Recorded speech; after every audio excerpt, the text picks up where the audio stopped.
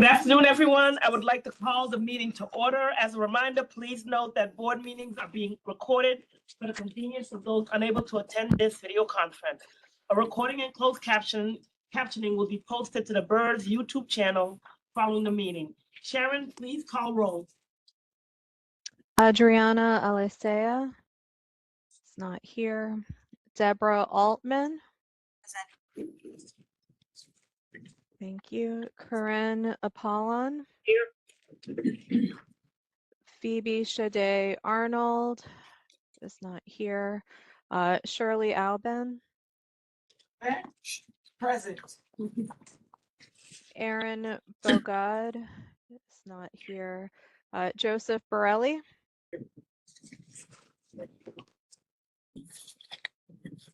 Joseph Borelli. Here. He's here. He's definitely Okay, here. thank you. Sorry. Camille Cazaretti. Present. Thank you. Marjorie Dienstag. Present. Thank you. Amy Fair is not here. Gregory Faulkner. Present. Thank you. Anita Garcia is not here. Anthony Giordano. Present. Thank you. Dr. Angela Green is not here. Naveed Hassan. I'm on Teams.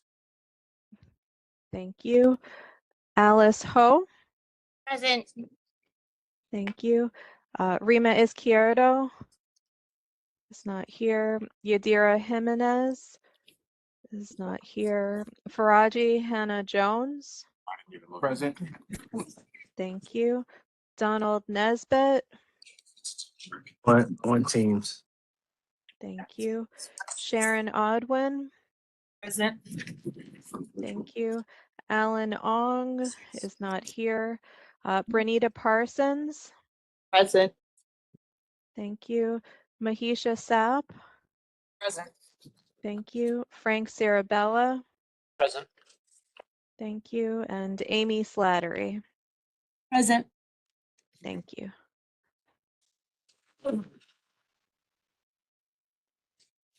Sharon, do we have a quorum? quorum? Great, Yes. thank you, Sharon. How many trustees are online? 3, right? So we have 18 present for the meeting for votes. Okay, just so everyone knows. Two online, Donald and Naveed. Two. Okay, Naveed sorry. and Donald. Yep. Okay, thank you. So that's 7. That's 7. Okay, yeah, for votes. I'm going to move forward. The first item on the agenda is calendar item 1, noting of the minutes of the meeting of the Board of Retirement held on November 12th, 2025. May I have a motion to consider? Moved. Second. Thank you. Is somebody keeping the track of this? And Where's you the seconded it, Leon? yeah, okay. Oh, Michael's doing it. Okay, thank you, Mike. All in favor? Any opposed? Any abstention? The motion carries. The next item on the afternoon agenda is an update from Executive Director Sandy Rich. Sandy? Thank you, Corinne. I'll try to make this quick and talk fast. I'd like to congratulate the Director of Fiscal Ops, Chitra Subramanian's team, and Deputy Director of Outreach, Allison Taylor-Thevens' team, for completion of the BERS 2025 financial reports. The annual comprehensive financial report is available online through our website. I've provided you, everyone gets a printed copy of the popular annual financial report. These can both be accessed through our website. Also want to thank Grant Thornton team that helped make this a smooth process. Grant Thornton will be delivering their report to the board today. We'll also be hearing from Mark Diskevich, New York City Actuary, about the June 30, 2023 actuarial valuation report, assuming we get to it, Mark. Sorry. We continue to be the best funded plan in New York City and among the best funded municipal plans in the country. Fiscal 2026 budget is up on the agenda today. We hope to get a fiscal 2026 budget approved today. Daniel Miller and Chitra are presenting to answer questions. At the May Board of Trustees meeting, Daniel, Deputy Executive Director, and Chitra, Director of Fiscal Ops, presented the 2026 budget.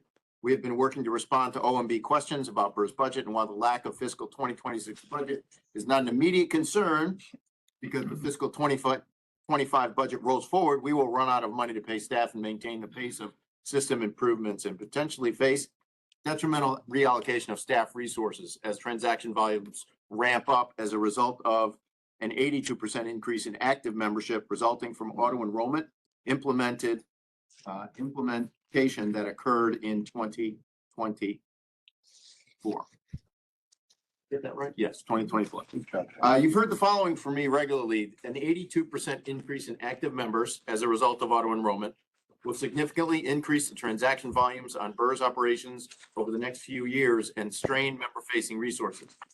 The proposed 42% increase in headcount in the proposed budget from staff that we would expect 2 to 3 years to ramp up to, and a 33% increase in budget dollars, we believe is a reasonable response and reflects productivity increases. This proposal has garnered pushback from OMB. We have come to an agreement with OMB on the addition of 14 headcount. We maintain that given our data and staff model, we will eventually need to add 70 headcount or a 42% increase in staff, but we'll take what we can get and return to the board with requests for additional staff as we fill open positions, build up additional data to support our request. Omer Hassan is here to answer questions if anyone has them, but let's leave that to the budget conversation coming up.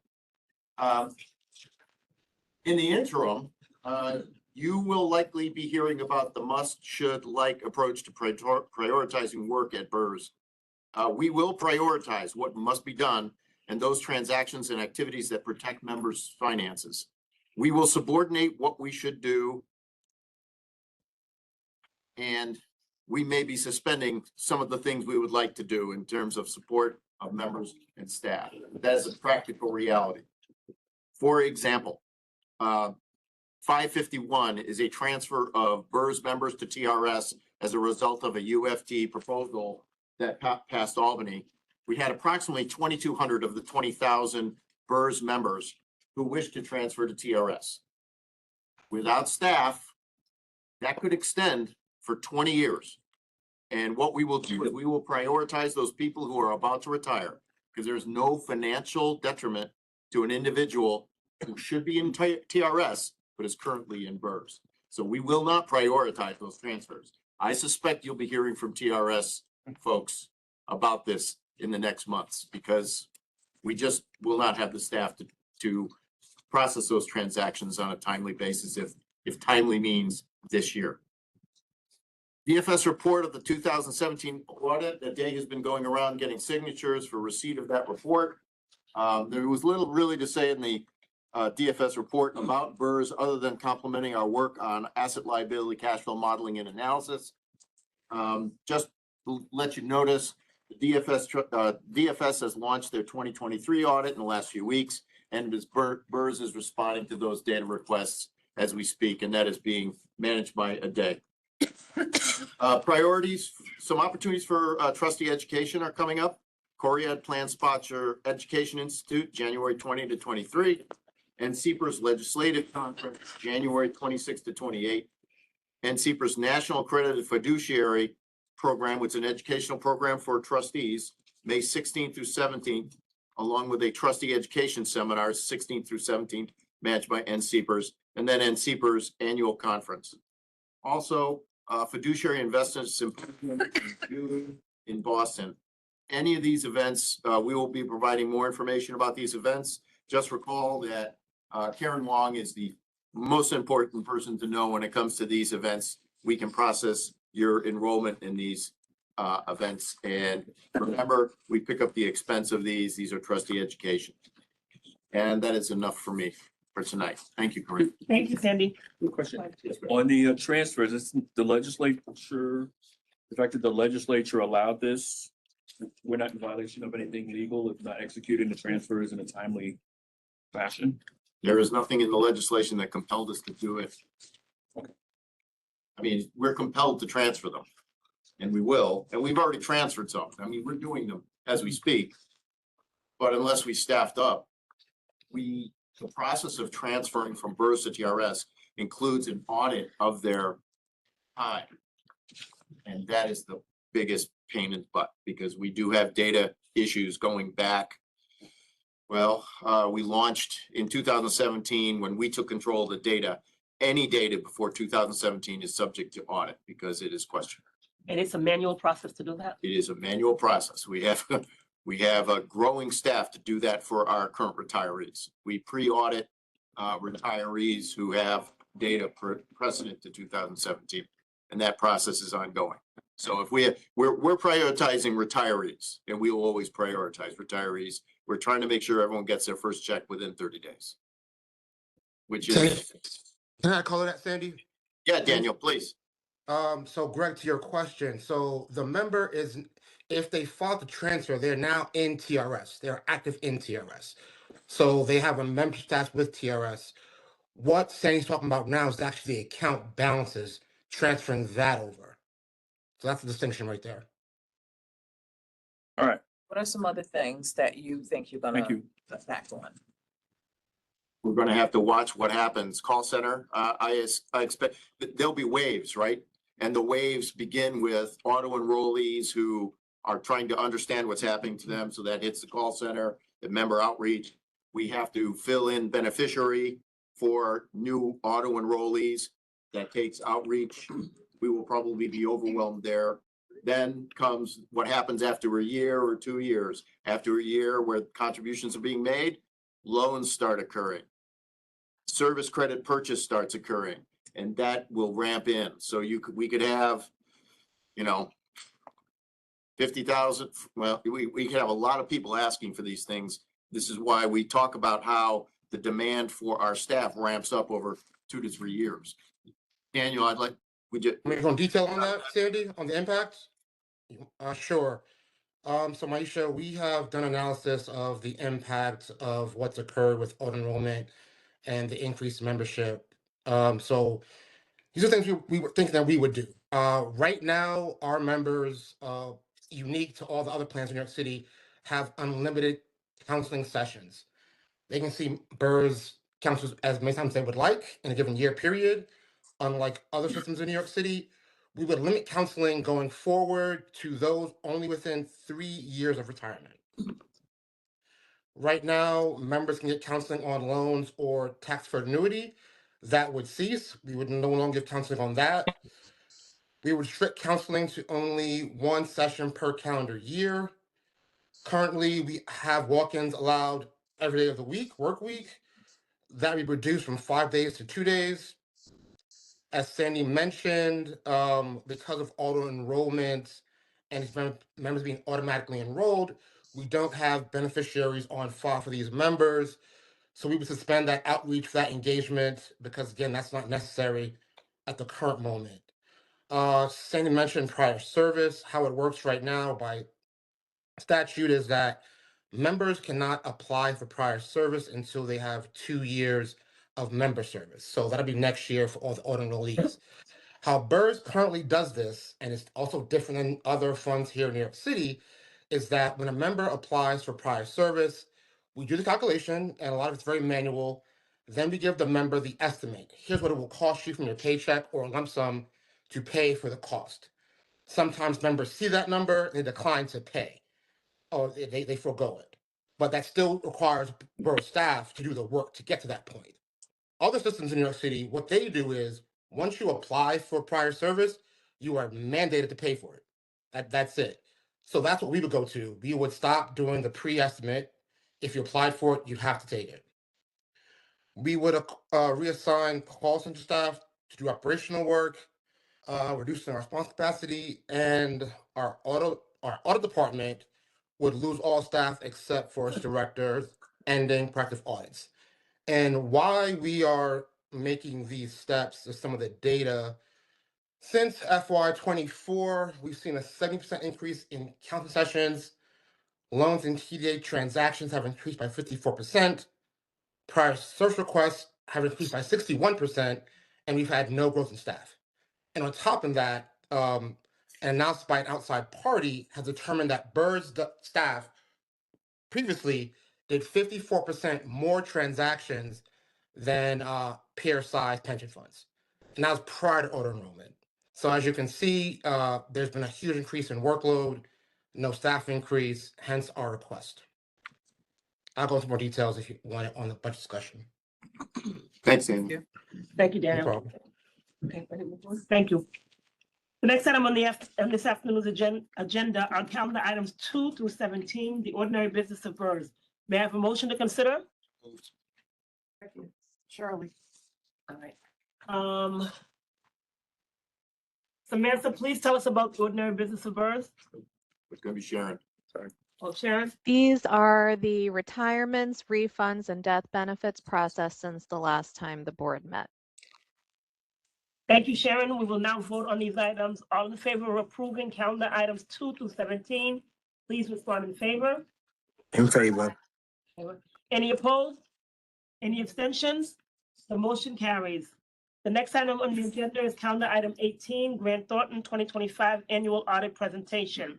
May I have a motion to discuss? Motion, Shirley. May I have a second? Alex. A second, thank you.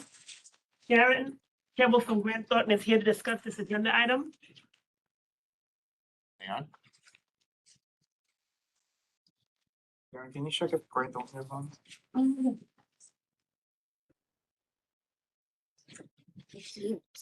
I can, Oh, I I'm sorry, can't fill in. mouse is going out of control. You mean with their presentation? yeah, well, they were going to make a short I presentation. just sent them a text to go on, so, Can I jump to See something else? if they respond. Yeah, I would. All right. Can you hear me? This is Will Richardson. There we go. okay. Thank you. Can you hear me? Yep, all yours. Yes, well. Okay, I think Sharon might be on mute, possibly. Me now? I can hear you now, Sharon. Can you hear me? Yes. Yes. Okay, Yes. perfect. Sorry, I was trying to introduce myself earlier, but somehow those audio settings weren't working. Okay, so good afternoon, everyone. Happy New Year to all of you. My name is Sharon Campbell. I'm a managing director in Grant Thornton's Employee Benefit Plan Audit Practice. With me today is Will Richardson. Will, if you want to introduce yourself. Good afternoon, everybody. Will Richardson. I'm a director in Grant Thornton's Employee Benefit Plans Audit Practice, working out of our Melville office. Happy to join you today. Okay, and does Will have access to share his presentation? Or Yes, should we- we? Oh, no, Just move forward. you're more than happy to share. You Okay. should have access to share. All right, I'm going to try to share my screen. Okay, so while Will does that, first of all, we appreciate the opportunity to present to you our required communications on the 2025 audit. Before I start the presentation, I would like to express my appreciation for BERS management, for their transparency and communication, their collaboration throughout the entire audit practice and process, and their commitment to quality financial reporting. So thank you, BERS management, who's on the call, and Chitra, if you could share that with the rest of management, that'd be great. Can All right, everybody see so the screen? yes, Yeah. I can. All right, so moving on to the next slide. So this is just a small sub group of managers who are on this team. The engagement team is much larger than this. We can move on. Keep going. All right, so we issued our audit opinion on the standalone financial statements on October 29, 2025, to meet the New York City requirements. We also issued our audit opinion on the remaining schedules that are included in the ACFR, which was issued on December 19, 2025. Again, the BERS team was collaborative and very responsive to the audit requests. The significant risks identified were management override of internal control, which is inherent in all audits, and the valuation of alternative investments. And Will's going to go into that in a little bit. Next slide, please. All right, so here's the audit timeline. So we began our audit procedures, planning independence. We had our kickoff communications in the April-May timeframe. May and June timeframe, we did our preliminary risk assessment procedures, which Will's going to talk about risk assessment in a little bit.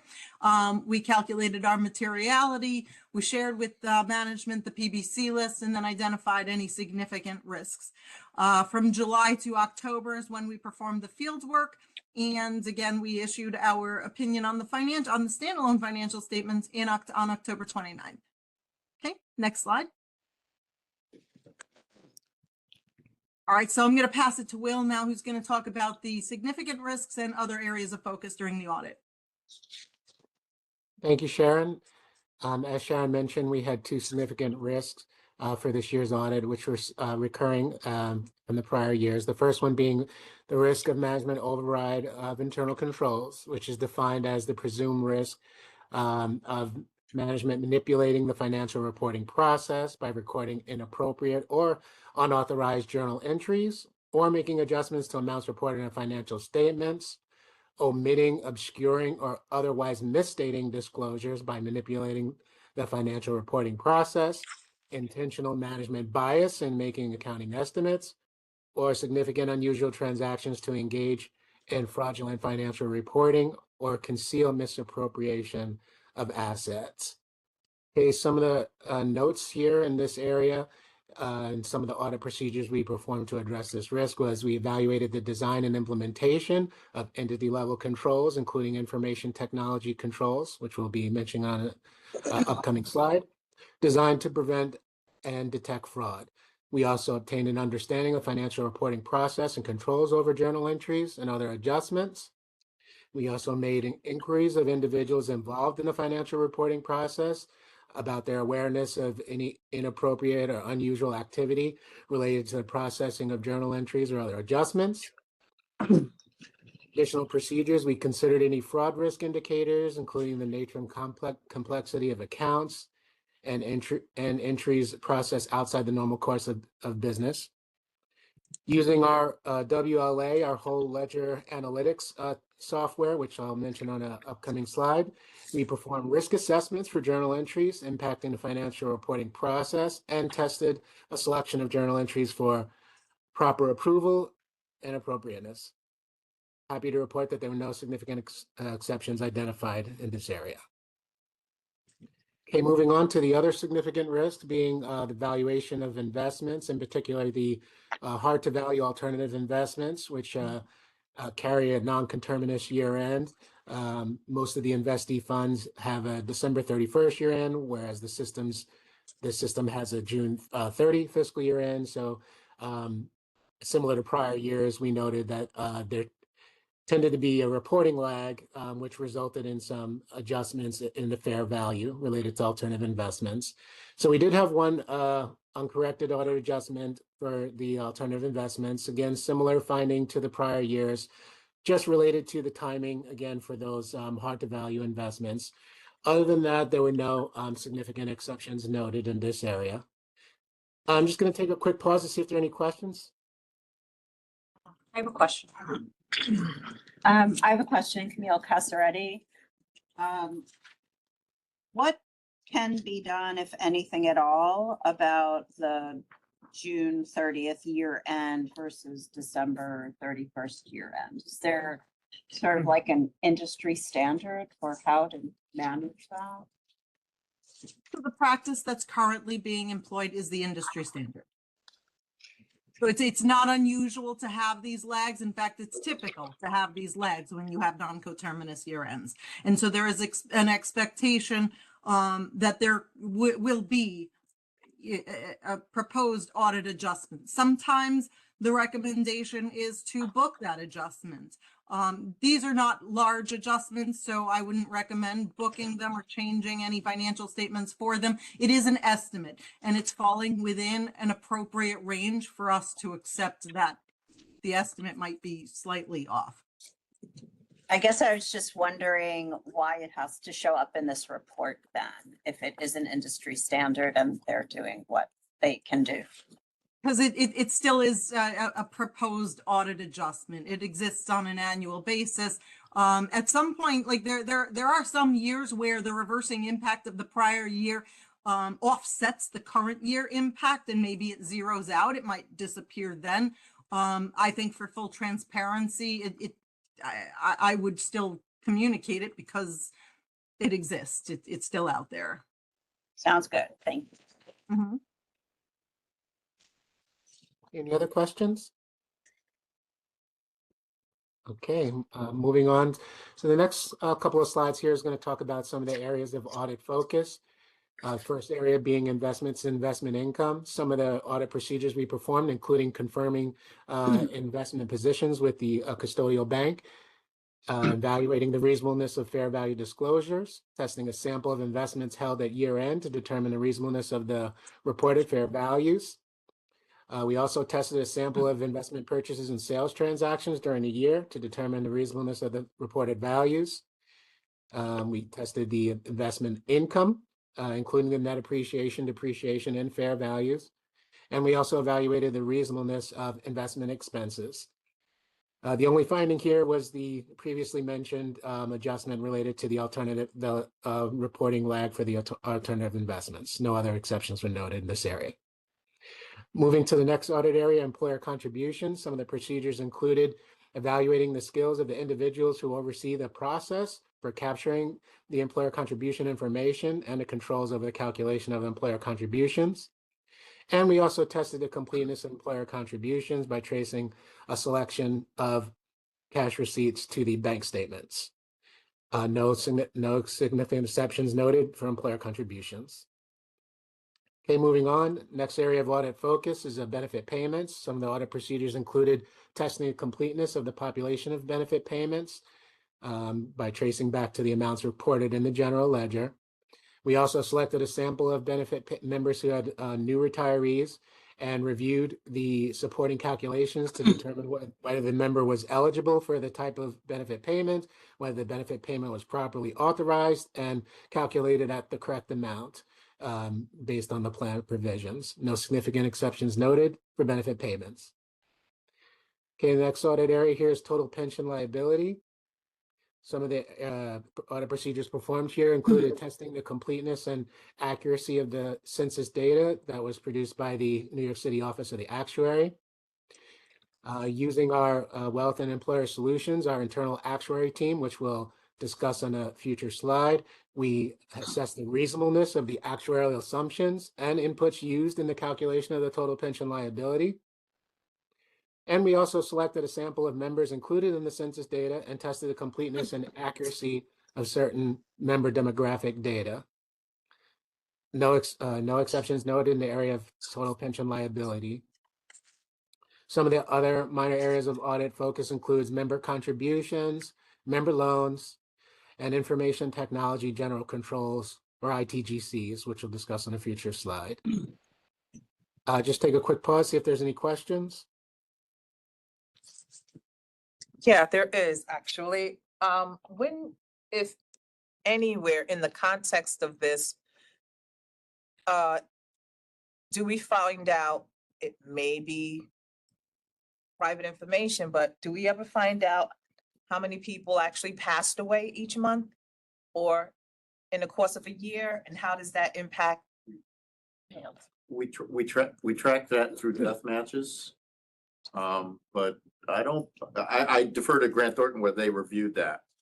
We track death matches through various service providers. That's our understanding of the controls in place over that. From our perspective, we use an automated system to compare current year census data to prior year census data. And what that does is identifies any drops, adds, changes in status and things like that. And then we subject those changes, anything that's expected changes such as drops or adds, possibly changes in status, we subject those to sampling, and anything that's that's not expected would be, we spend a little more time in that area.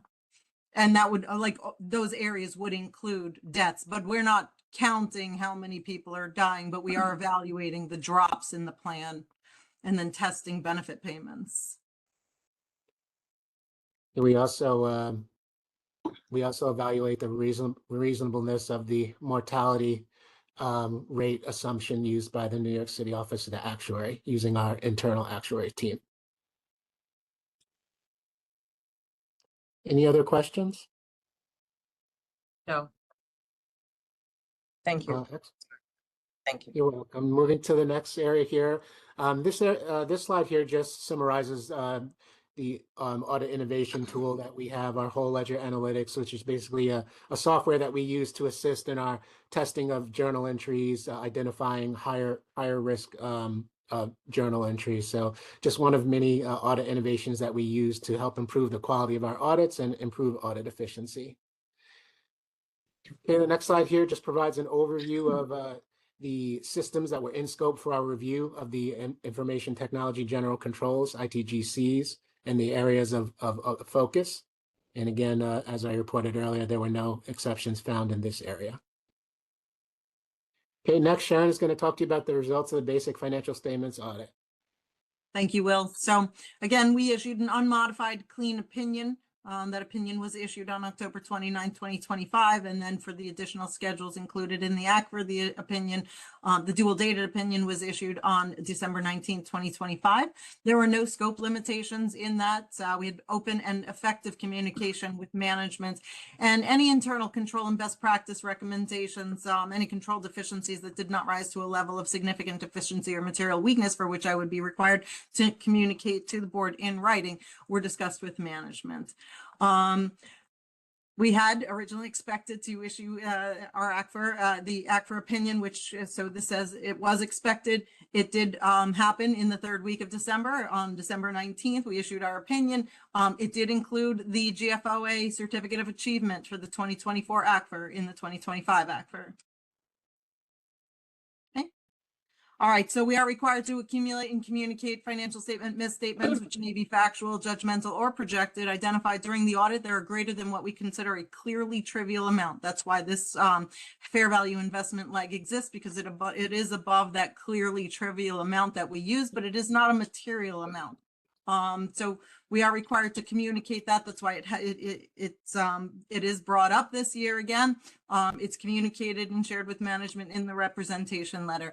Management believes, and we concur, that the effect of this uncorrected adjustment are immaterial to the financial statements as a whole. Okay. I'm sorry, can you repeat the term that you used? Did you say a trivial amount? Yes.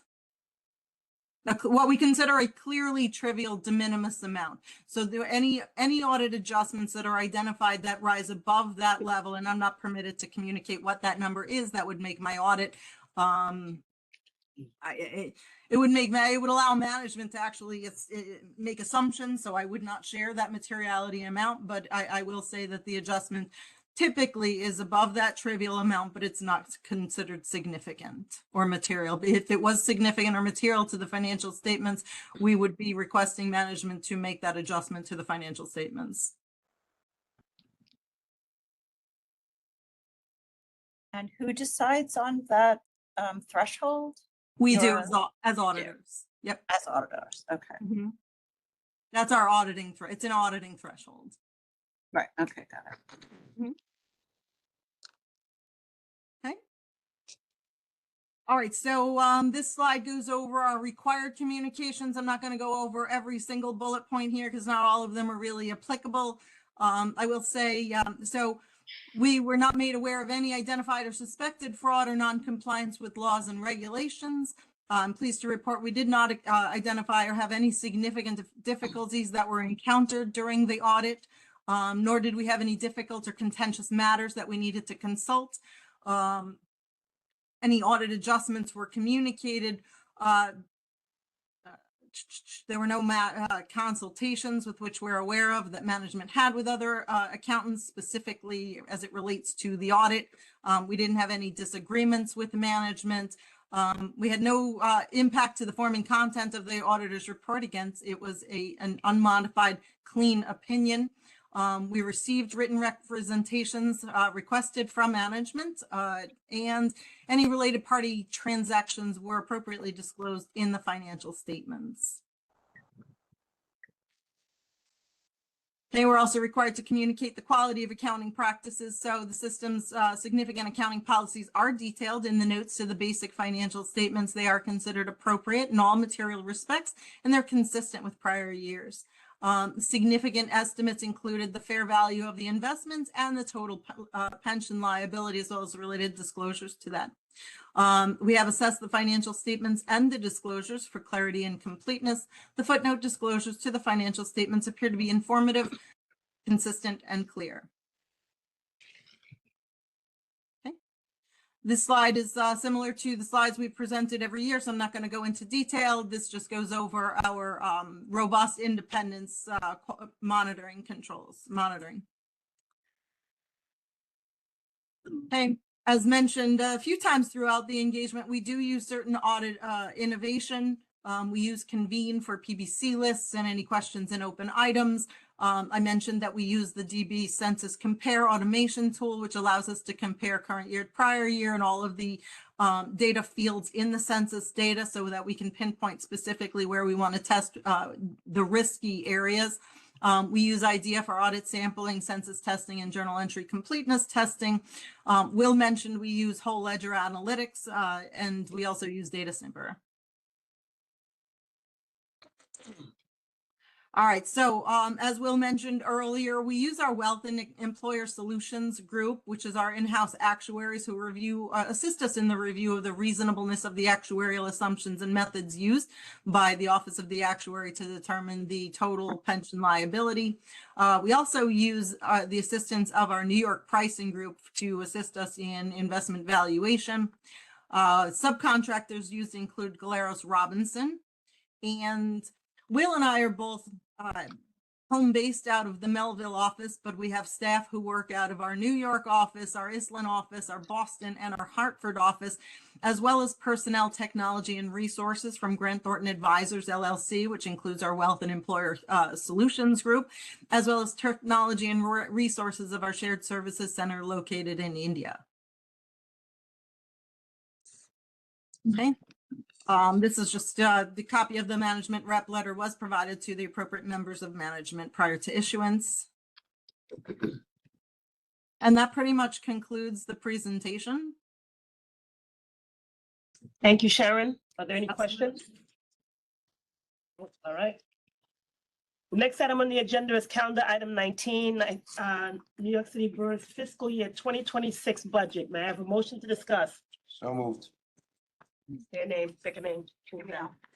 Can I have a second? Second. Okay, thank you. Daniel Miller, Deputy Executive Director, will discuss the agenda item. Mr. Miller? Thank you, Co-Chair Apollon. Good evening, everyone. Sorry I'm not there in person. I'm still recovering from being hit by a car a few months ago. So as I mentioned earlier, you're going to hear two budgets tonight. OMB has access to present a 14 headcount budget, and BERS Management is presenting a 70 headcount budget. I'll leave it to Mayor here from OMB to the rationale of the 14-member budget that OMB would like. I'm sorry? Go ahead. Chitra, do you want to share the presentation, the PowerPoint? I can begin talking while that happens. So BERS Management for FY26 is requesting a budget of $47.72 million compared to $35.8 million in FY25. It's an $11.84 million increase. Of that increase, 60% of it is non-discretional. 5.14 million of that are mandated costs. 6.52% due to fringe rate increases, a 3.25% for union contract increases, and promotional adjustments. Additionally, 2.1 million is required in OTPS for velocity maintenance support, our software licensing, and our software upgrades. We're requesting 70 headcount to meet the demands of growing membership. The hiring will be phased in over a 3-year period, not all at once. However, we need the formal allocation for the headcount now for long-term planning and to structure the recruitment properly. Why we are requesting the 70 headcount is because we've had an 82% increase in active membership, and that's due to auto enrollment. Now, if I remind trustees, active members are what drives transactions. Total membership has increased by 49%. This has significantly increased the need for benefit processing, member education, and responsive service delivery.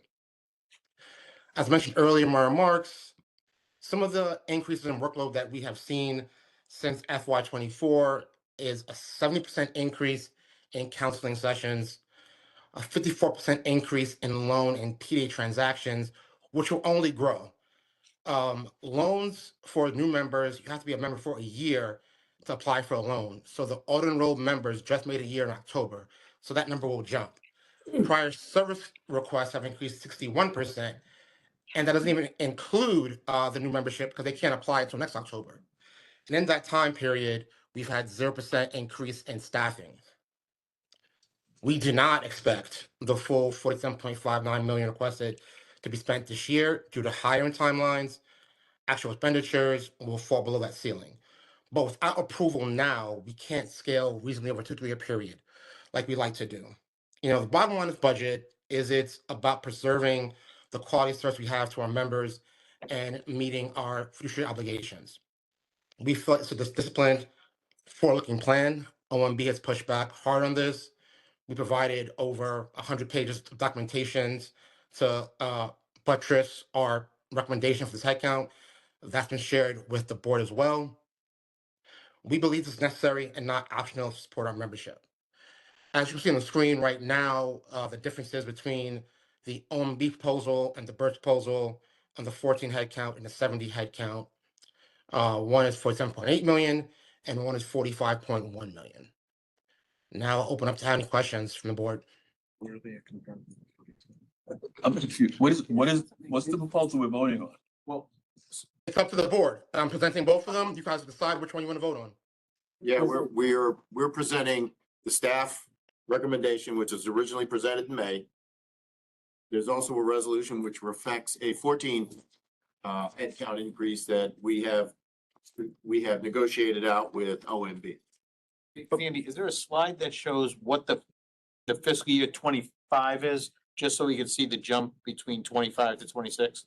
Because I think both numbers are significant increases from, thank you. Yep, they are. Yes, as I said earlier, John, the FY '25 is $35.8 million budget, but the increasing 60% of it is non-discretionary, means we have to spend that money. Thanks. I just wanted to see it. That's. Yep, sure, no problem. Question. To the other slide a minute. If you're done, John. Yeah. How will this potentially impact us in getting the new call center down in this building that we were working on? Well, you mean the counseling center? Right. That is subject to a lease agreement, which we expect to sign in the next few weeks. That's already built into this budget. Built into either budget? Yeah. Yep, That's part of the non-discretionary spend. that's right. That's right. Although the majority of the non-discretionary is mayoral raises, union contract raises. And the discrepancy, the variance between the two budgets is both primarily headcount, Yes. right? It's And headcount, making sure, And some OT. and some OT, It's and a making huge sure, increment. OT is for the smaller headcount proposal of 14? Yes, OT ramps up significantly under the 14 headcount proposal. We spent heavily in OT in the last few years to keep up with the increase in transactions. Also, in the 14 headcount proposal, it includes an increase in our temporary staff budget. So there should be, really what should be a bridge between the cost of OT, the cost of temporary to permanent, and where's that bridge? Because as I look at this here, you're saying that there's only a $2.7 million swing from 14 headcount to 70. That seems very, very low. Right, because the rationale for that is overtime is time and a half. And with temps, we pay for their hourly rate plus the temp agency.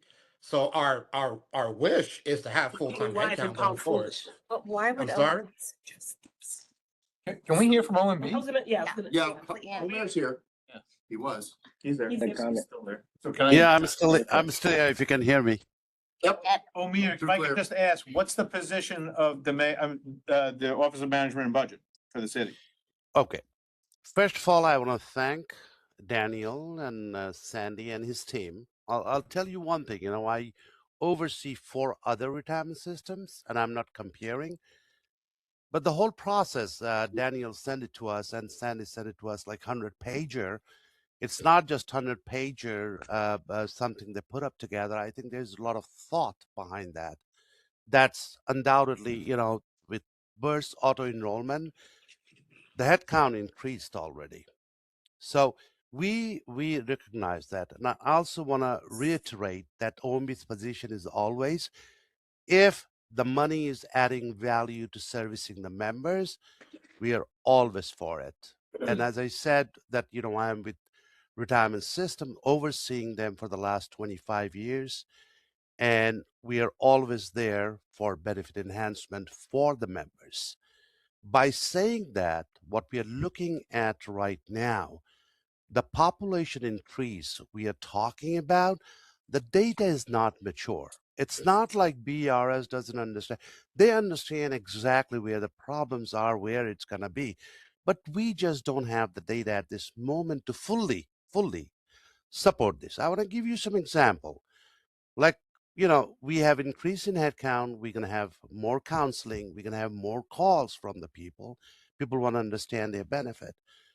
But if you're looking at service buyback, or if you're looking at how much loan they're going to take, it's depend, because these people just join.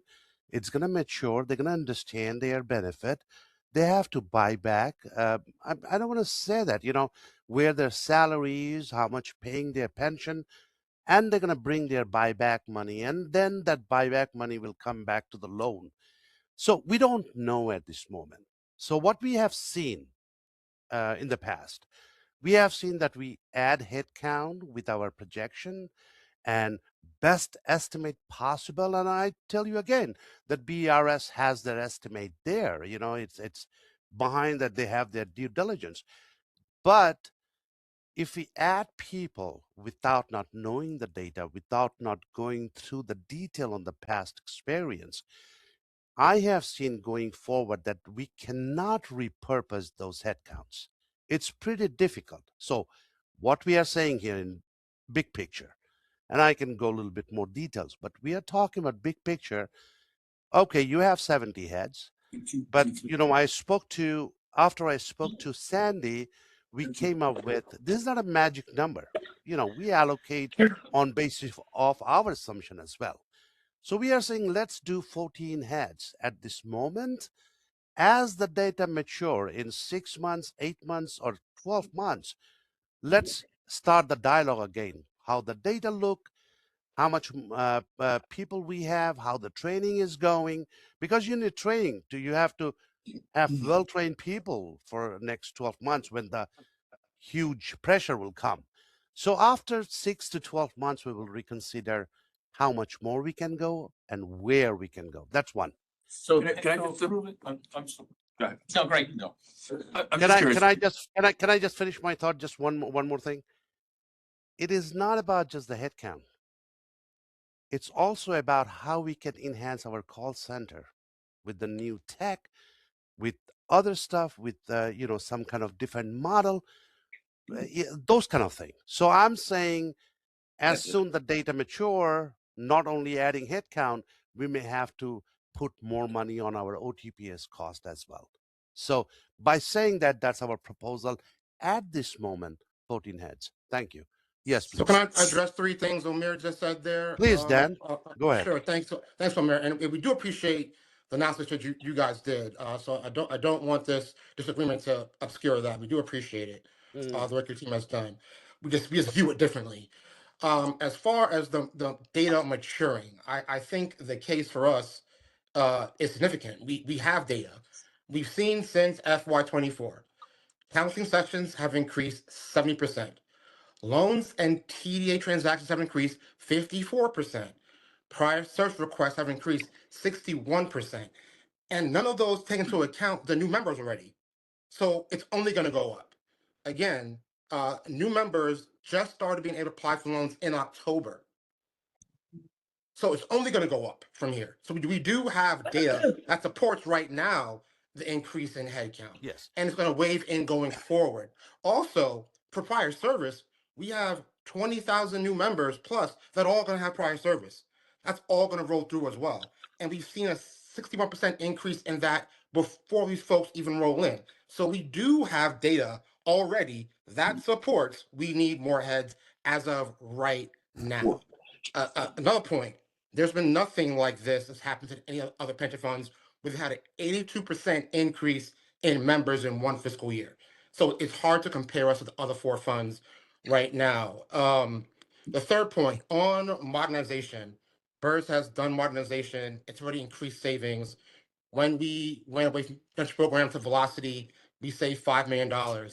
Member self-service already, the modernization handles already 6% of all loans digitally. The call center already achieves 75% first call resolution rate, and it was 25% a few years ago. So we already have achieved modernization improvements at BERS. It's just a point of we have much more transactions right now. That's the point. So I understand where Mayor's coming from. I just disagree on his analysis. Right. Thank you, And- Daniel. Greg? So let me ask the Office of Management and Budget. What is the office's position as it relates to the mayor's position on this? You represent the mayor's office on these two proposals. We, if you are saying directly mayor, I think Corinne represent the mayor. again? I mean, I think OMB is just advisory and looking at the detail and understanding the budget. So I'm not sure if your question is directly to the mayor or you were asking for OMB. You're the mayor's Office of Management and Budget, right? Am I correct? Yes, yes, So absolutely. therefore, when you speak to us, I would assume that you're speaking representing the mayor's office, and I'm asking, what is the position on these two proposals from the mayor's office? I would say from the mayor's office, the proposal is 14 heads for now. What is, I didn't. He said from the mayor's office, That's it's it for- 14 heads for now. 14 Okay, heads. that 14 is, I need to know that. Yeah. And you know what? I'm gonna reiterate one more time. I mean, what Dan said is true. It's gonna go up. But when we are talking about what percent increase and where increase, there's a lot more due diligence on our side we need to do. And we don't want to hold this budget process at this moment, going through that. I think, as I said, we are open for dialogue in 6 months, and we want to understand better that where we can add value to serve the members. So that's where Mayor and I do agree. We both realize it's not going to be one fell swoop. We don't plan to hire 70 people in this fiscal year. What approving 70 headcount does for us right now, it allows us to plan. You know, where these people are going to be allocated that we have it approved by the board. If we don't need them going forward, we won't hire them. Point blank. Tony? Yeah, I just want to say, so as the audit committee chairperson, I know this has affected our internal audits tremendously. A day now, I know our audits are being delayed. A day only has one full-time head count and one person who's a part-time on it. And so we've sliced and diced these numbers now for the past 6 months. We've seen them. We're doing more with less all along. And now here's a time for us to get up. It's not fair for our beneficiaries and our members to be short-shrifted. Why does everyone else get to have the right thing done? We know who our beneficiaries are. So we've gone through these numbers. We know the fact that we're going to need it. I understand OMB's point. They have 4 other systems that they have to do the same dance with. But we're not where the line should be drawn, because our beneficiaries are the ones who are the most needy in this city and should be taken care of the best, not the least. But it's not for closing that we can go back and revisit when the numbers justify. I don't think there's anything in the proposal that says we can't go back when we can justify that there is a significant increase and go back and revisit and increase those numbers. We're down headcount now in certain areas. But what the issue is also, Greg, to consider on the 14 headcount proposal is it's really inefficient. Hiring temps and paying overtime is inefficient. It costs the city more money. That's where. I think that's where- something that the board should take into account. It's But more I think- efficient. They can leave. It costs more money, and Is that we don't want to hire 70 people, Sam- and then once they're hired, you can't really let them go. So there's, okay, one second. There's a lot to be clarified here. To hire 70 people will never happen overnight. It's gonna take Yeah. multiple 3 years, 2 to 3 years. What I hear is we can start with 14 and then add and then add and then add. Or as Daniel's asking, is to have the budget so that they can plan over time. The only thing that I want to address from where I sit is there could be benefits to both. The biggest question for me is that we're not just doing 14 and in the doing the only 14, that we don't have enough time to hire when it's necessary. And because of that, then you're paying more for temps and paying more for overtime. Correct. Right? So that's the bridge to me. And I think, Mayor, we're saying 6 months. What I see is it could be 3 months.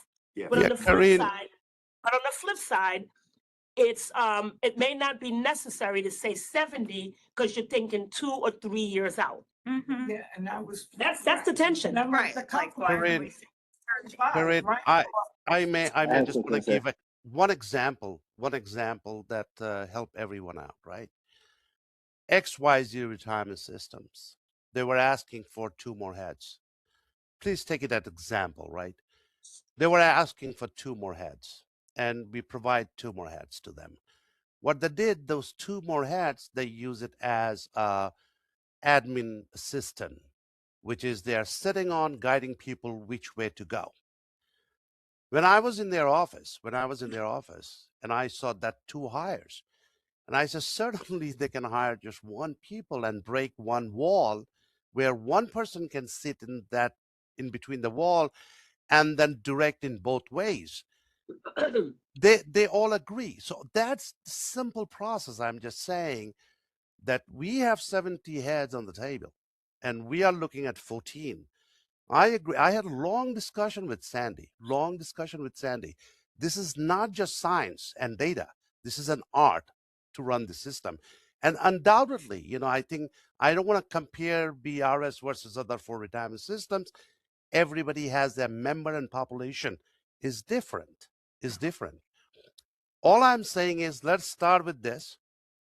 If it's 3 months, it's 3 months. Let's start the dialogues in 3 months and see if we have a better understanding where we want to go with this. So Once you hire, it's very hard to repurpose. And don't forget, BRS already spending a little more, I think it's double somewhere, than other retirement systems.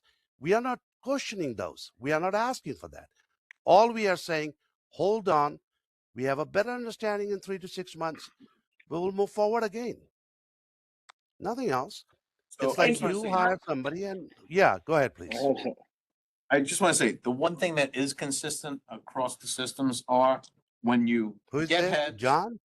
Yeah, John Dorsey. When you Okay. get heads, when you hit that number, the ability to go back and do a budget mod to get more is a heck of a lot easier when you've already demonstrated you can hire the folks.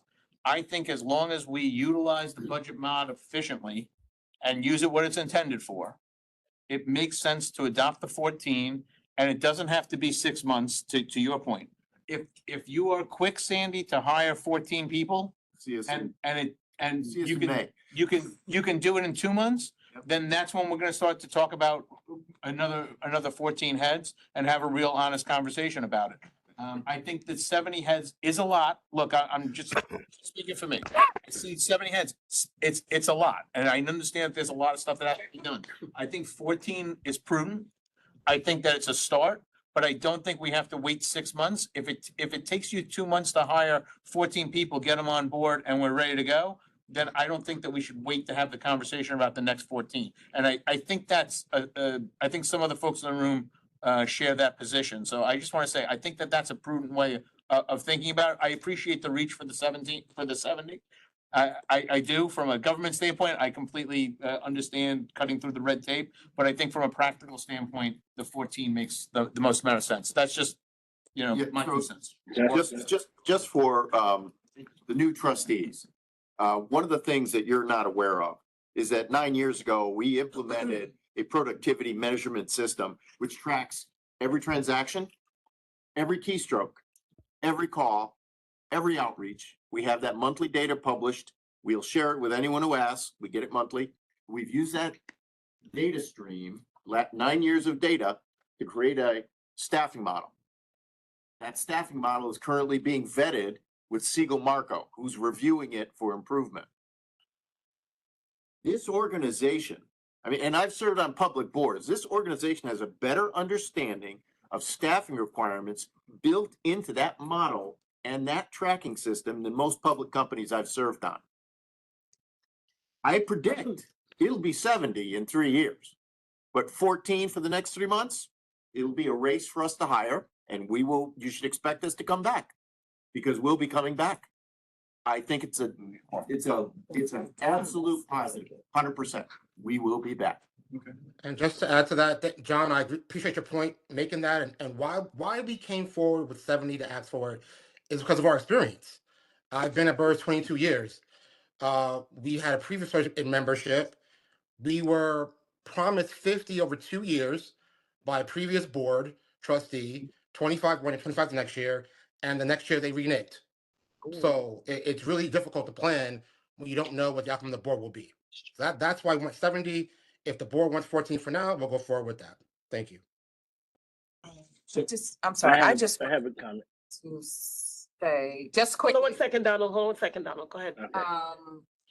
I think context is really important here. As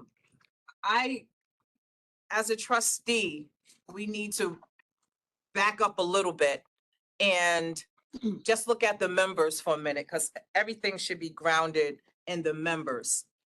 I think this particular board has an intersection of the shit end of the stick, as I'll put it. And you have to be careful how many times people are supposed to take a back seat in their own experiences, or they're getting something that is typically the last rung. And I think if we're building something, you have the automation you have it in tow, it's been working, and we should do what we can do to make sure that, we don't mess that up. So we have to put something in place to make sure that it covers that we're able, even if we throw it, even if we overestimate what is needed, at least we have something in place so it won't collapse. Because being late to the system, having that, years after the fact, and now that you have something established, now that it's up and running, we want to make sure that we continue to have. We need to anticipate that there needs to be a heck of a lot more staff. That's all I'm saying. I'm just getting the vibe that is BERS. Historically, there's some issues with how brown and Black people are treated systemically, and this, I'm not gonna say it out loud, but I'm watching this very carefully on how and who gets what. And if you're going by what you have done, Omar? Oh, ma'am. If you're looking at systems that have been in place, you have to look at BERS and its members gingerly because of who is on this board, who are our members historically, and how they show up. So you can't compare other boards to this particular board. Just historically, there's some discrepancies, but that's a different conversation. I think that this needs care. And I think one of the things when you begin to have agency, you begin to not react to situations and it'll give you room to respond to a situation. So we want to get out of reaction mode. We're talking about some of the lowest income earners who are reacting every single day. What bill is going to get paid? What money they have to pull out retirement to take care of a funeral or some other type of life crisis. So when you add those discrepancies up and they overlap, we don't want to put our members in a situation where they have to deal with future discrepancies or responding to something that should have been in place. So you have to be really careful with this group here. And that's why I say you should not just look at the numbers on paper with the other retirement systems and how they function, because then that's another 2-hour conversation that we have to dive into. So I'm just saying, please just tread with care when it comes time to historically disenfranchised, shit end of the stick people. Okay? Thank you, Mahisha. Hold on one second, Donald, and then you. Yes, Donald? good Donald evening, is everyone. stepped out, maybe. Yeah, no, I'm here. Oh, You Donald. hear me? Yeah. Yep. Yeah. Go ahead. Yeah, so good afternoon, everyone. I'm listening to everybody. I just want to say historically, you got to look at some history here. I've been a trustee almost 12 years now at this board, at BERS. Historically, BERS was funded at 54% of the police fund for 20 years. So we've been underfunded for a long time, right? And that's been fixed because I hear some comparisons between other systems, and I just gonna state that more than that. What I hear from Sandy, and I just wrote some notes, is they're gonna rush to hire 14 if it's 14. Why should, as a member trustee, myself and Frank, we're elected to represent the members. They're gonna rush to hire folks, and I know Sandy is saying that because they need it, right? They need folks to be in those positions. But then I question quality of the people that's going to be hired, that's going to be servicing my members. That's an issue for me, right? I think planning is necessary. I personally support, as a representative of the members, the 70 head count. Preparation is important in the folks that I represent. A lot of them don't understand their retirement benefit. Some have been enrolled after years of service, and automatic enrollment was a great thing in getting them enrolled. Their years of service, they'll retire with dignity, with a pension and health care. But I gotta say, the justification is here. If I'm listening, justification for the numbers are here. 82% increase in membership. That has not happened in any other system. We knew that this was going to be a great thing. This is why I went to Albany and advocated for automatic pension enrollment, because my dad, who was a school aide, some of our lowest paid workers that's in our system, my dad died without joining the pension system. And the look on my mom's face while taking my dad to the pension system, my mom to the pension system after my father had passed away, a look on her face when a counselor told her that he had never joined with 20 plus years of service. No member should have to go through that. But the quality of care has always been there for BERS. It's just we haven't had adequate personnel in order to accomplish the highest quality of service for workers. I think 61% prior service requests at this time, 70% in counseling sessions, which my members daily need. I have members who call me now that just don't understand retirement, and thank God for the union. Let me say that the union provides services for members who come in prior to going to BERS to tell them exactly what they should look for, what questions should be asked in our pension unit. But some of that service should be at the retirement system, and I think planning is important. Automatic enrollment, 82% increase. That's significant in any business model. If your clientele increase 82%, you increase a significant amount of staff in order to service them. And again, I will repeat what Mahisha said. The quality of service and who you actually serve is different. A teacher who has educational requirements in order to stay on their job and certifications is not the same as that school crossing guard that may be there, or the lunchroom worker that worked alongside me when I worked in our school kitchens, servicing our children. They're gonna need tender TLC. They're gonna need tender loving care. And the need for them to be able to walk into the retirement system at any time and just ask questions or get a counselor session, there's a need there that may not be at teachers, that may not be at police, that may not be at fire, that may not be at NYCBERS, because we're just dealing with a different dynamic of workers. And I think folks need to look at that when we look at this. But I want to also say this, this was presented to us in May. It's now January. For me, if this process prolongs, I'll have no other choice as the leader here representing workers, but to call a meeting with the mayor to discuss. I'm at that point because this has prolonged for way too long. And for me, not servicing my members to the quality of service, what I like to say at a union meeting is we're going to provide you with service of excellence.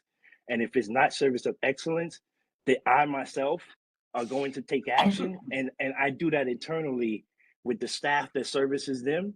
So for me, at this point in time, like this has gone on for way too long.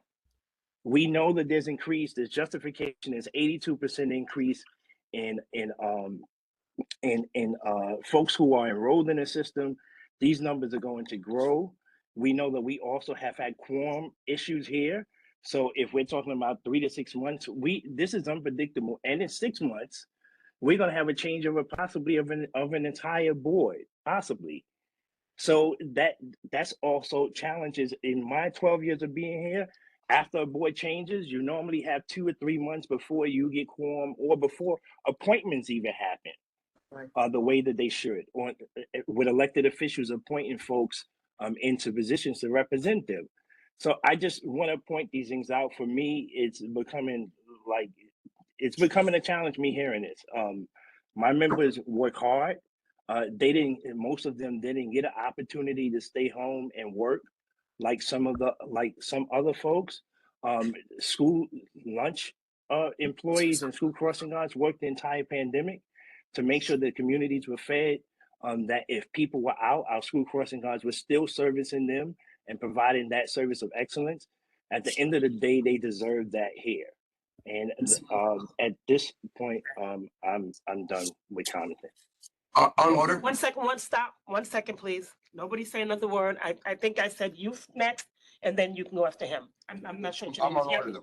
What's that? I'm on order, Madam Chair, because I was the maker of the motion to accept the resolution. And I want to amend that order to say that my motion is on the 70 head count budget. Okay, we'll get back to that. Let's finish. Wait a minute, I didn't recall a 1 motion being second. made. I'm not making a motion. No, he said he made a motion. I was the maker of the motion to consider. Consider the discussion of the budget, Right. but there was no specific budget that was identified, so that would be a separate motion. Yeah. Okay, so let's start right here. Okay, Deborah Altman.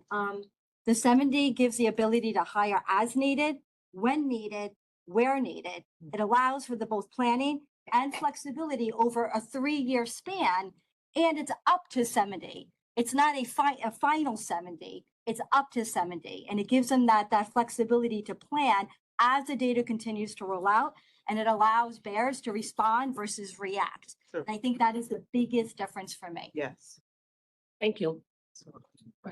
A couple of just related questions. When was the last time BERS hired more than 15 people or 10 people at a time in 1 year?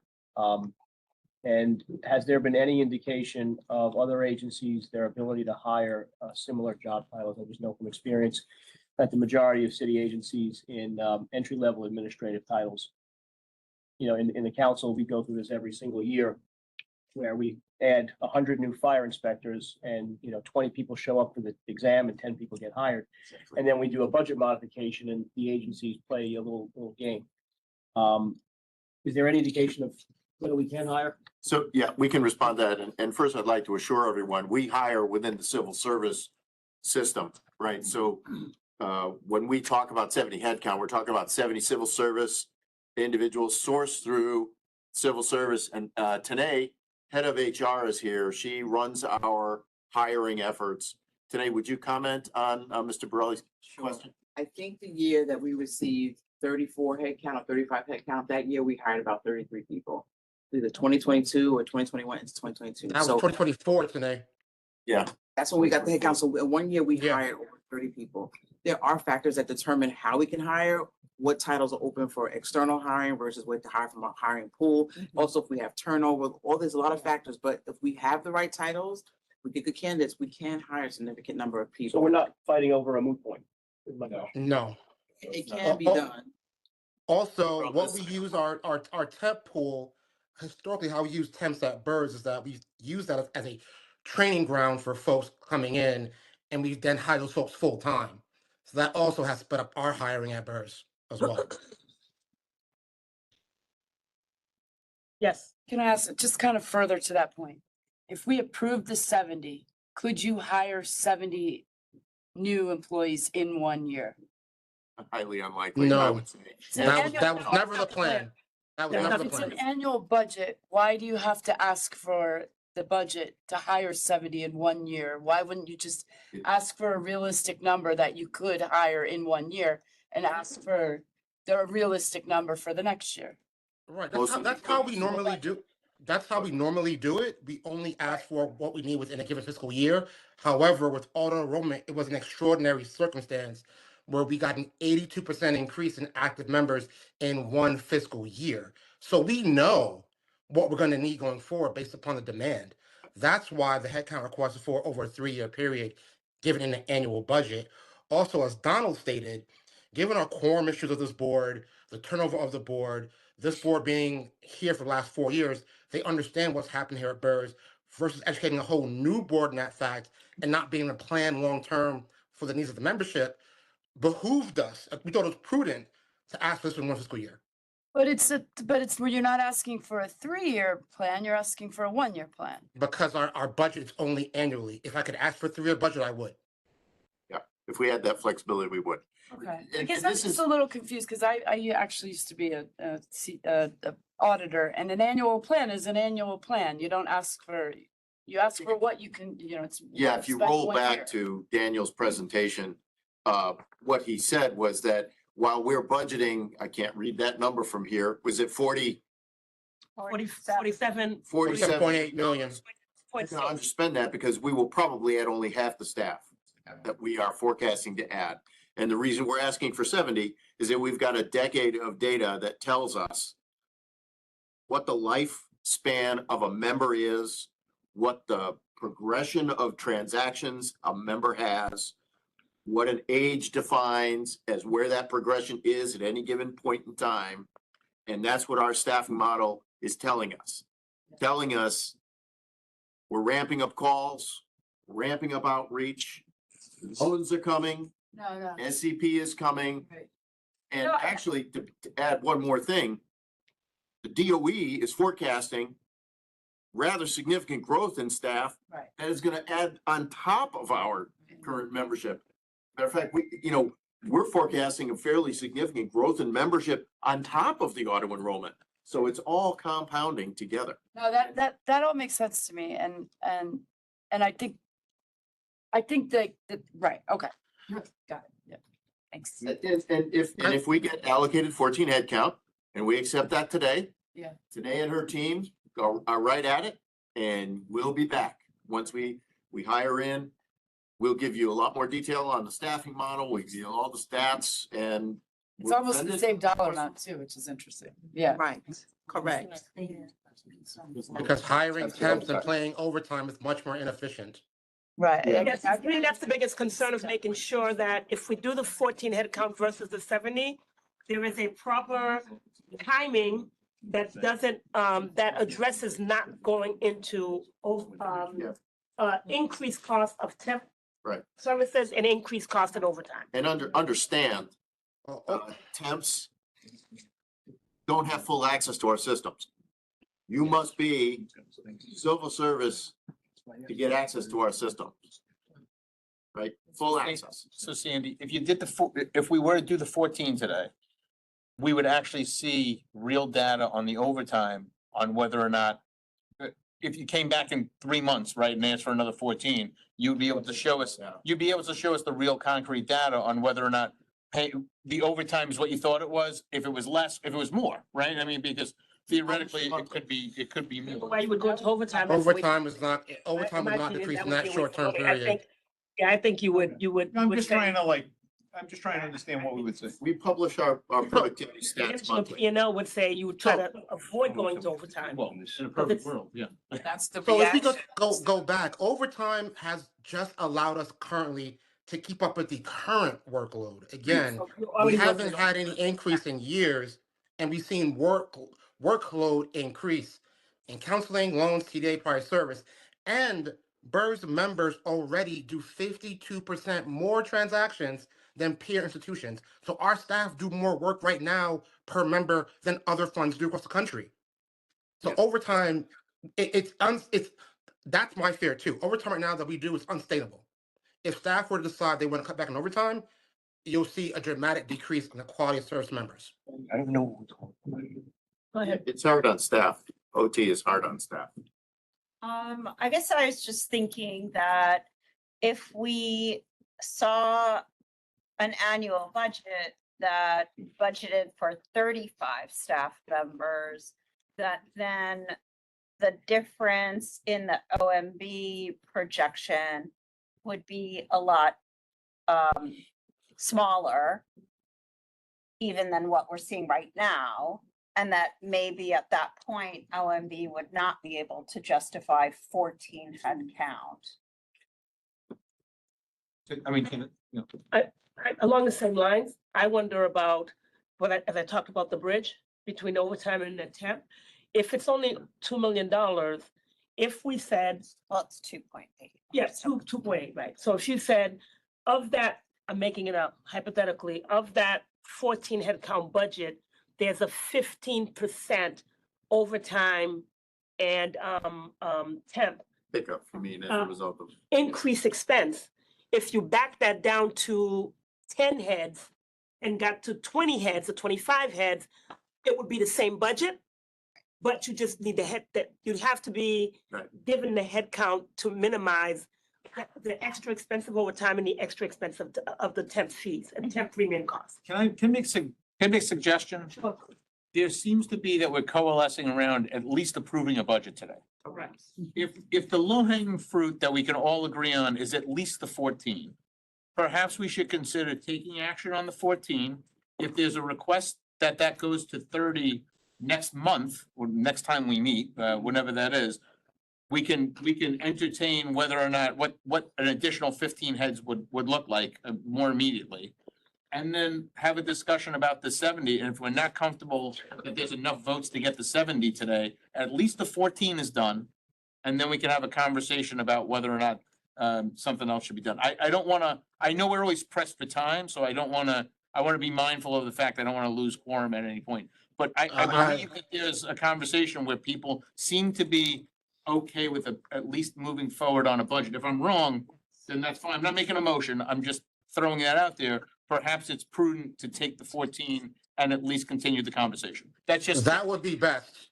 Get to no vote, that would be best. Getting 14, we'd much rather to have that for a budget this year, in the short term. If the 70 doesn't pass, then that can But be it's 14. not through the year, so. So can I get a motion to vote on the 14? I move for 14% recommendation. Okay. We'll go the other way. Instead, we go 70 first and then go, if that votes down, then we move to. You know, I have a motion on the floor. Greg, what is your motion? I move that we approve the 14%. Can I have a second? Yeah. 14 It's 14 head count, not percent, 14 head count. Okay.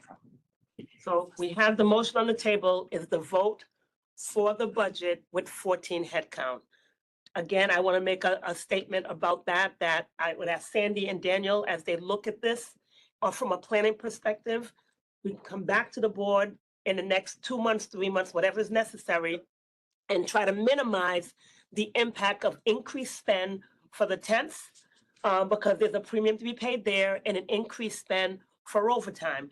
Because it's not just about the dollars being spent on overtime, it's also the burnout for the staff members, right? So even 14 is going to take you a little time to do that. And I want to just say, you know, I've managed a P&L for a really long time, and you can always plan and show the planning, the outcome and the impact, even if you don't have the head count. And I would propose we start to do that earlier rather than later, so that we can bring that back to the board at the next meeting to say, here's what the status of where we are. And without more head count, here's the risk of the increased expense that will come with that. Okay? Yes, ma'am. Could he send us that information outside of a meeting anyway? We can share it to the board, yeah. Like, we don't have. Yeah, to we'll. be in the meeting. That's in the board packet, Sandy. Right. Yeah, Right. it's in the board packet. Yeah. It's in the board packet. All the Yeah. information on our analysis in the board packet. You know what we should do, Daniel, is we've now accumulated a board package that's probably, 50 or 60 pages on the budget. We'll put together a summary memo and distribute it. Would be best. So we'll get that out in the next couple of weeks. Yeah, that's no Okay. problem. Sorry, I didn't mean like different than what the budget is right now. I just Yeah. meant as things are happening. Things are happening. Yeah. It could be- We publish the stats monthly. Yeah. We can actually provide summary analysis of that. It's an internal tool that I've only shared when requested because it is voluminous, All right. updated though. So the motion on the table is to vote for a new budget with the 14 head count so that we have a budget on a go-forward basis. All in favor, please state your in favor. Point of information, Chair. Yes, Was there a second on that motion? yes, there was. Yeah. Alice. Alice, Greg. Okay, thank you, Chair. all in favor? Aye. Any opposed? Aye. Hi. Any abstentions? We need a vote of 15 favorable. You mean a roll call? One member elect. I think you may have to go By one. one by one. It sounds like we don't have it because there's only 15 people here. Well, the virtual attendees have a vote. They can vote. Aye, okay. They All right, can't so count then as Sharon, one, but could they you- have on its vote. All right, Sharon, could you call the roll?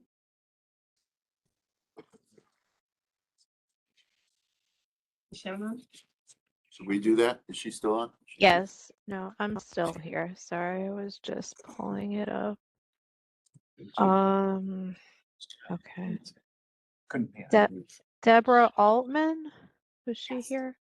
Yep. Yes. Okay. Yes, you're here. Corinne Apollon, Aye. Shirley Albin.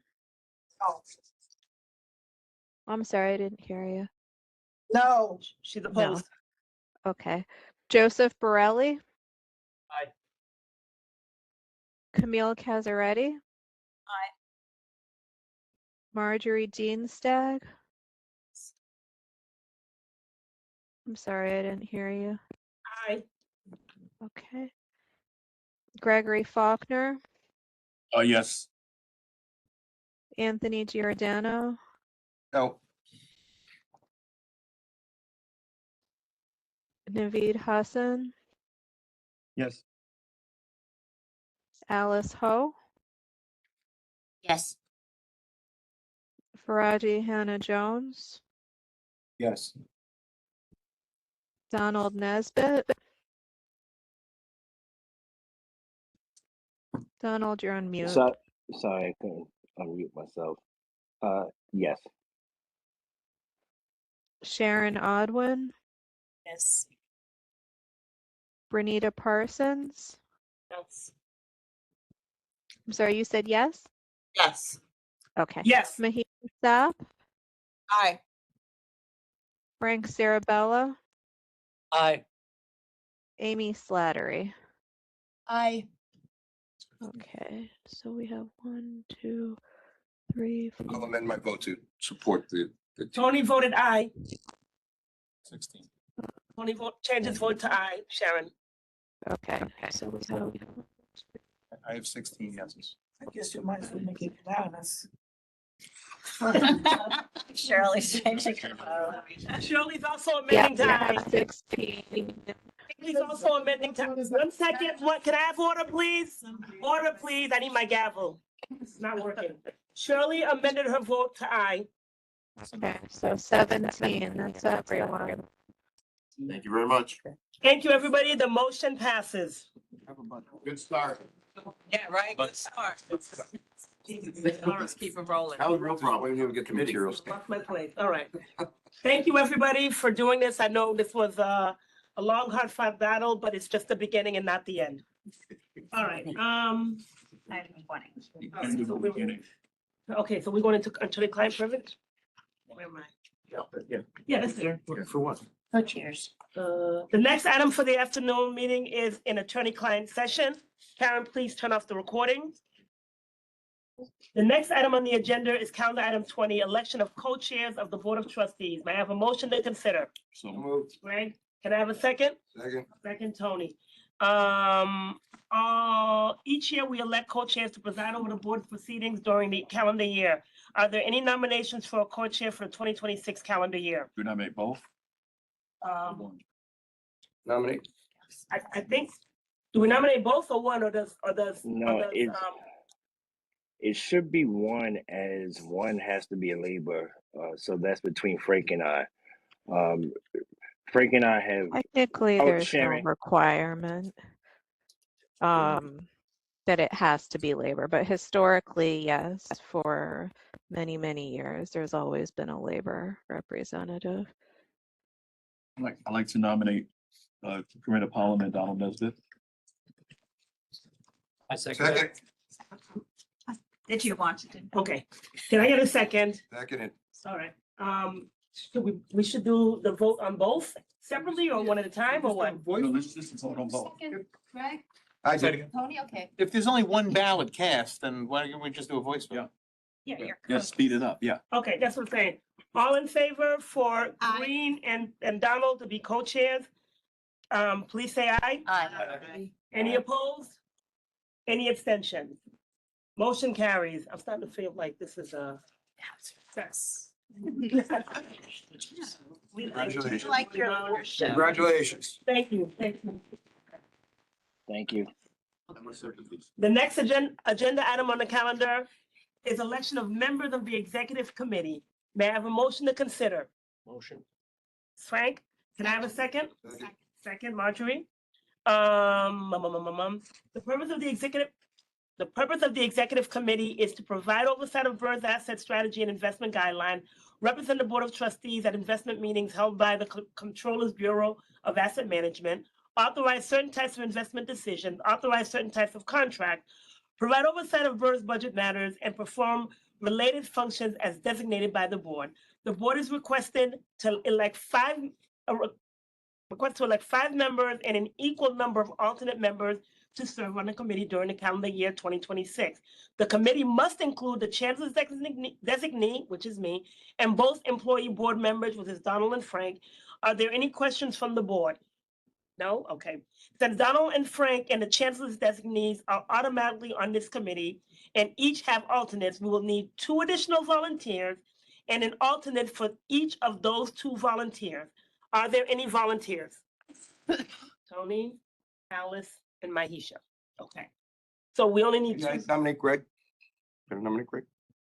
Is it alternate or is it? There's an alternate. I suppose. Okay, wait, let's start with, let's start with the 2 and then we'll do the alternate. Who are the 2? Tony and I. Tony? I'm sorry. You mean the full board members? Who are the 2 committee members, executive committee members? Tony and I. So we have to vote on it. Wait. Right. Tony, did you say So, aye hold or on a out? second. I see a nomination. Alice raised her hand, Mahisha raised her hand, Tony raised his hand, and Greg raised his hand. So there needs to be a vote, I'm correct? gonna nominate Alice, but I thought we would nominate. Okay. So these are for the 2 main positions. We have to vote on the 4. What did we do last time? I don't remember what we did. I think we did like running votes. I mean, I'm sorry. Didn't we do hidden? Part of the main, I was just going to, Isn't it? yeah, Okay. yeah. Who wants to be the main 2? Primary. Primary. Greg, Tony, do you want to be primary or alternate? I can be an alternate. Okay, so then we got our 2 primary. All in favor of Greg and Tony, can I have an aye? Aye. Any abstentions? Any opposed? Motion carries, Tony and Greg. Now for alternates. Tony and Greg need an alternate. The Alice. 2 alternates, Alice and Mahisha? Nominate. Yes. Okay. Any others? Okay, the motion on the table for Alice and Mahisha to be alternates for Greg and Tony. I'll figure out which one it is. Can I get a motion to approve? Aye. Motion. Motion. Aye. All in favor, say aye. Aye. Any abstentions? Any opposed? Motion carries. All right. No, you don't get an alternate, right? Like I already have an 3 alternate. of you. Oh, it's Yeah, automatic. we automatically have an alternate. Okay. Because this needs to be All within of our you. same offices. Oh. They're not And- members So of is the board. it that Alice will be Tony's alternate and Mahisha Greg's alternate? That works. Yeah, Kareem. Yes. So to explain, Frank and I, for those who are new at the board, Frank and I, when we're elected, we actually have an alternate on the ballot run with us. So that person is alternate backup to everything that we do at the board. And for Some have names. Yours. Yeah. And who's your alternate, Donald? My alternate is Sean Francois, president of DC Okay. 37. And my alternate is the CFO of the DOE, which is Sarita Scott. Okay. Okay, election, the next item on the agenda is calendar item 22, election of members of the Disability Committee. May I have a motion to consider? Second. Okay, we got that, okay. Sorry, who motion? Greg motioned, Shirley second. Shirley second. Greg motion. Greg motion. Yeah. Shirley second. Matt, okay, so election of members of the Disability Committee. The Disability Committee meets as required to review applications for disability retirement. The committee then makes recommendations regarding these applications to the full Board of Trustees. There are 5 members of the Disability Committee, including the Chancellor's designee and both employee members. As with the Executive Committee, since Donald, Frank, and the Chancellor's designee are automatically on this committee and each have alternates, we will need 2 additional volunteers and an alternate for each of those 2 volunteers. Are there any volunteers? Shirley and Marjorie. Okay. And so can I have a motion to approve Shirley and Marjorie? So moved. Second. Second. Alice. So All in moved. favor of Shirley and Marjorie? Aye. Any opposed? Any abstention? Motion carried. Now, can we have 2 alternate committee members? Alice? Do our alternates carry? With No, us? brand new. No, you have Start to over. brand new alternates? Yes. Okay. So we need 2 alternates. I'll be an alternate for somebody. Any other volunteers? Okay. Alice? Anybody else? Okay, we have 2 alternates for disability, which is Tony Giordano and Alice Ho. All in favor? Aye. Any opposed? Aye. Any abstention? Motion carries, okay? So that's all set. Who's gonna be whose alternate? I'll be Shirley. Margie's. I'll be Shirley's. Okay, so Tony will be Shirley's and Alice will be Marjorie's. The next item on the agenda is calendar item 22, election of members to the Audit Committee. May I have a motion to consider? Motion. Alice. Second, Camille. Thank you. The purpose of the committee is to provide oversight of BERS governance, risk management, and internal control practices. The board is requested to elect 3 or 5 members and an equal number of alternate members to serve on the audit committee during calendar year 2026 and 2027.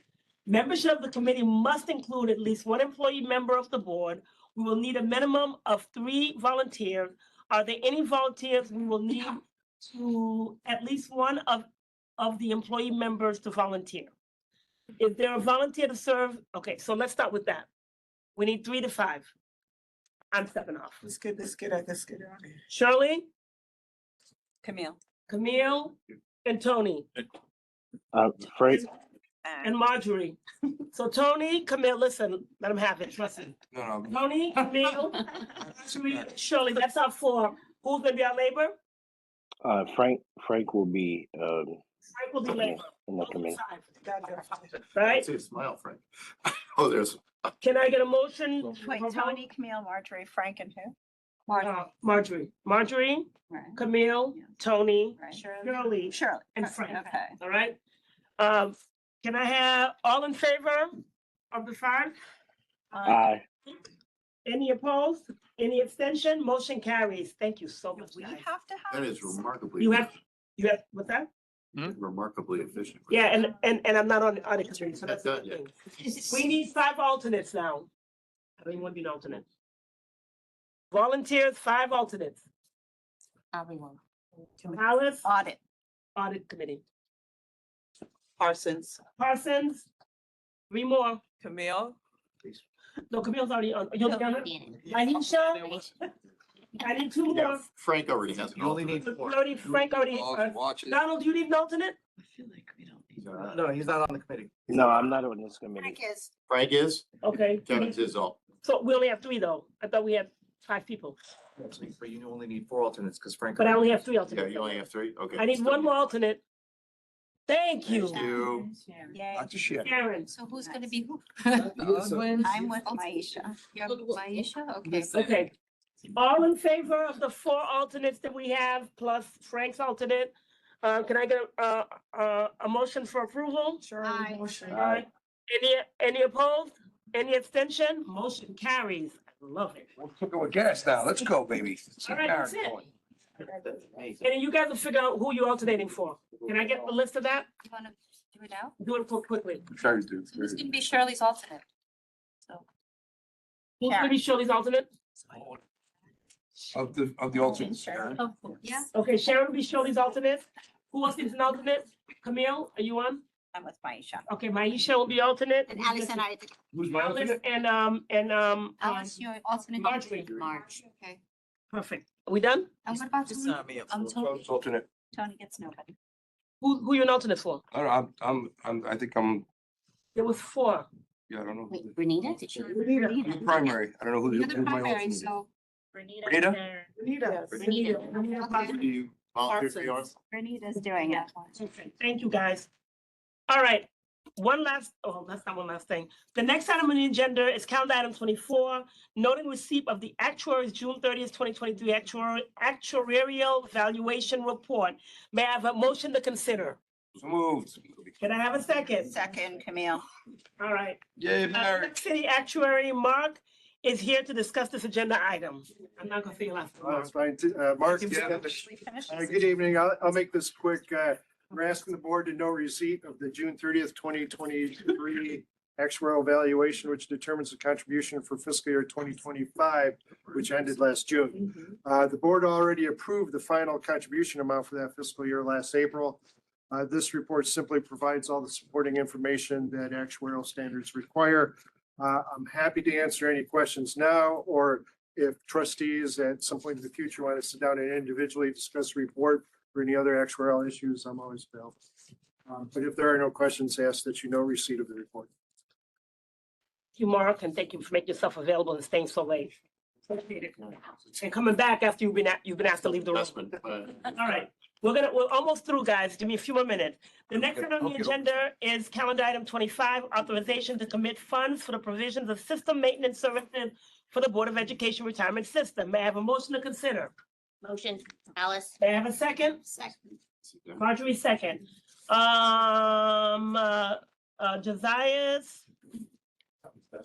Josias is here. Please tell us about that, Josias. Is he still on? Should be on.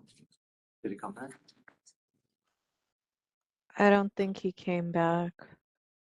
Let me message him. Okay, I have a question. Yes. Is this $2.5 million in the budget we just voted on? 2.5. No, it's, I'm looking at background and justification, request for additional. That's what we're It talking should about. be in the budget. It's just authorizing it called BERS Request to for dedicate it to VITEC for this Can you answer that purpose. question? Okay, so it's line item. Well, where was it Yeah. living? Where was it living that we're moving it from? Daniel, are you still on, Daniel? I think Is he he's still on? gone. Let me see. Is Chithra here? No, let me message Chithra. Can I just ask you more pointedly? Is he there? Oh, he's Yes, here. I'm here. Josias, thanks. Hi, Josias. Can you please tell us about item 25? And there's a few questions for you already. Sure. This is a request for additional maintenance hours for VITEC, the vendor for our CPMS system, comprehensive pension management system. This was included in the budget back in May, and it was approved earlier in this meeting. The budget proposal that included the 14 additional headcount. So now financially this has been approved, but we need this to be approved in order to engage Bitech and. Can we just note it? You already voted on it. So this is really like a request for an RFP. Yes, request to spend the money with the vendor. Because it's a certain amount. Yeah, I'm saying, when we just note it? Nope, we can't just note it. We're Okay. gonna make it a vote. Yeah, make a vote. All right, thank you, Josiah. We will now vote on this item. Can I get a motion? All in favor? We're voting on, The spend for VITEC. It's already in the budget. but if it's in the budget, For them to spend a certain value of dollars, it has to be brought to the board for a vote. So it keeps us aware, but the budget already exists. It's not an incremental spend. It's already existing in the budget. It's just a line item. Okay. Okay, just the way they do things to keep tracking expenses. All right, Transparency. can I, all in favor, Aye. say aye. Aye. Any opposed? Any abstentions? Motion carried. Thank you, Josiah. The next, agenda item is for executive session. May I have a motion to go into executive session? Okay, great. Can I have a second? Second committee. So thank you, everybody. That concludes the agenda for the meeting. Our next meeting is scheduled for February 10th, 2026 at 4 p.m. May I have a motion to adjourn? Can I have a second? Second. All in favor? Aye. Sorry. All opposed? Greg, motion? Yes. Anybody you want? Thank you, everybody. Have a great evening. Thank you.